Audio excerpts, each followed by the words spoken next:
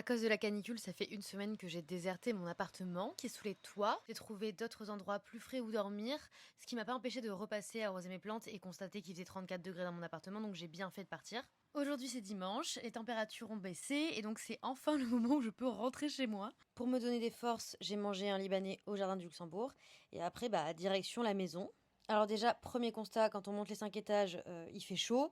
Et deuxième constat, quand j'ouvre ma porte, elle est un petit peu dure à ouvrir. Je pense que la porte a gonflé à cause de la chaleur. Bon, il fait toujours 34 degrés, pas étonnant parce que tout était fermé. Donc je commence par ouvrir évidemment toutes les fenêtres et constater que mon basilic a kiffé sa canicule visiblement. Je lance un petit CD, je me fais un petit café et après c'est parti. Évidemment, vu que ça fait une semaine que je n'ai pas été chez moi, j'ai du linge à laver, des affaires à ranger. En fait, je suis repassée plusieurs fois chez moi, mais à chaque fois, c'était pour juste défaire et refaire un sac. Donc voilà, pas mal d'affaires à ranger.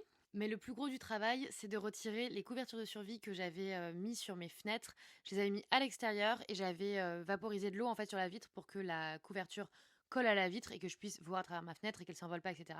Ce qui, je pense, était une super idée. Sauf que avec la chaleur et l'eau qui était du coup qui permettait l'adhésion, le revêtement doré a déteint sur la fenêtre. Alors rien de grave, c'est juste qu'il faut bien frotter, ce qui m'a bien fatiguée. Donc pour l'instant, j'ai fait une fenêtre sur 3.